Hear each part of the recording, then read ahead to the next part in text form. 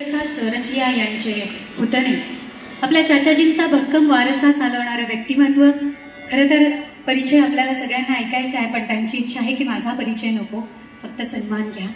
त्यांच्याविषयी फक्त मी काव्यात्मक एवढंच म्हणेल की पृथ्वी तलावर कान्हाची बासरी वाजवण्यासाठी आपल्या चाचाजींचा वसा आणि वारसा भक्कमपणे चालवतात। त्यांची शैली आणि आपला स्वतःचा त्यात विकसित केलेला शैली प्रभाव एकत्रित करत विकसित शैली आपल्या सगळ्यांच्या समोर सादर करण्यासाठी सज्ज आहेत। मी एकच संयोजन समितीच्या वतीने आणि सांस्कृतिक कार्य विभागाच्या वतीने प्रार्थना आता करते आहे, जी कलात्मक आहे।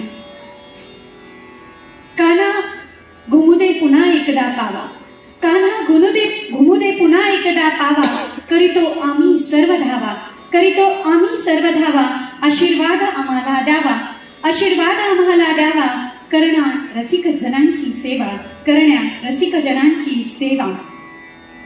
हाती घोडा पालखी जय बोलो कन्हैया लाल की, हाती घोडा पालखी जय बोलो कन्हैया लाल की। त्याच कन्हैया लालला ज्या बासुरीने उभ्या गोकुळाला वेड लावलं, उभ्या विश्वाला वेड लावलं, आणि त्याची बासुरी एक प्रतिकात्मक अर्थ सांगते की बासुरीच्या ज्या मधल्या असलेल्या पोकळ भागामध्ये आपला स्वभाव आणि आपला कर्तृत्व याचं प्रतिकात्मक रूप त्यामध्ये सामावलेलं असतं।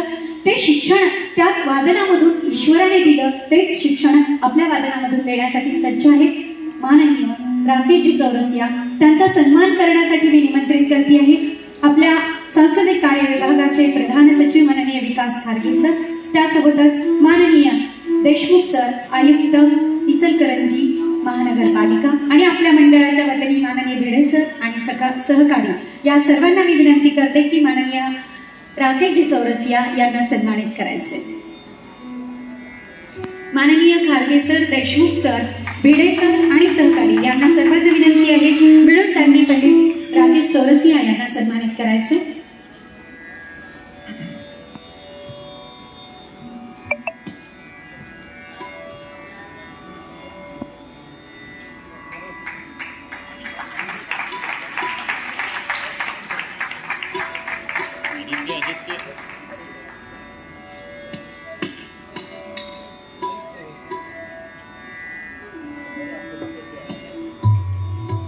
सन्मान कन्हैयाचं रूप आपल्या समोर साकार करणाऱ्या कलाकाराचा,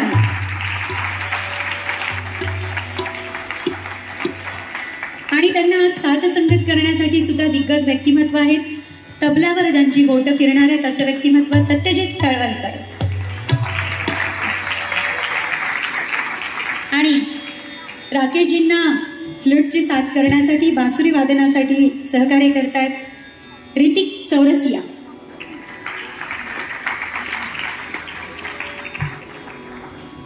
संपन्न वारसा पुन्हा एकदा तिसऱ्या पिढीचा, जोरदार टाळ्या त्यांच्यासाठी।